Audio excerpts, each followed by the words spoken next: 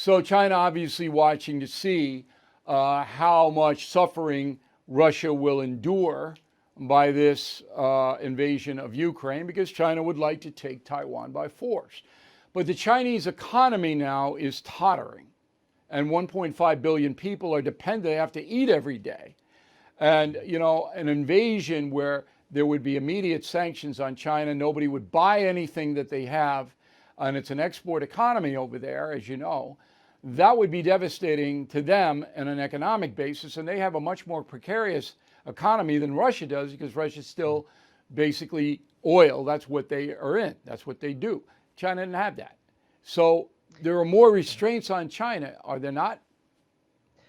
Well, less and less. Since 2014, both Russia and China, after sanctions, they started creating their own alternative financial transfer system to SWIFT. That's in play now.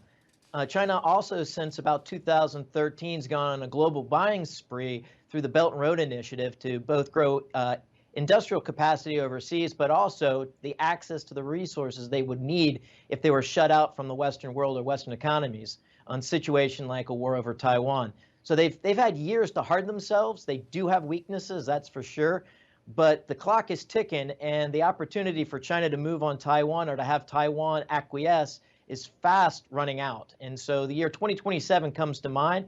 It's been acknowledged by folks in and out of government, CI directors current and past, as well as the commanders of Indo-Pacific Command before and the present ones, who would actually have to fight a war with China if that actually came to pass.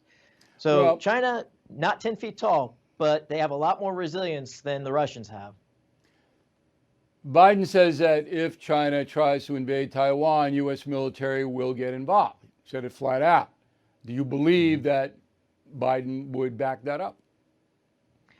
I think so. How he does it and how effective, that's a different question. The sad part of it is that, it would be better to have a military posture to signal what our interests are. That's not necessarily clear. It's better than it has been in the last year or so. So it's gotten better. But, that Teddy Roosevelt's old saying, speak softly and carry a big stick, that's the language in the military posture that the Chinese communists would understand. And it would be far better to have a much more stronger military presence in the Western Pacific, showing the Chinese where our interests really are, rather than just artful diplomatic language. Pelosi's trip to Taiwan obviously exacerbated the situation. I thought that was a mistake, much like the Jean-Pierre statement about asylum for Russians who leave the country. I didn't think Pelosi had to go there and do that. Was I wrong? I'm of two minds. I think in the longer term, it actually is a good thing, because what we are doing is we're conditioning the Chinese communists in Beijing to understand that we have a relationship with the Chinese in Taiwan, and that is not a violation of longstanding U.S. policy. And by little bits, taking little steps in that direction to condition them to accept that is important.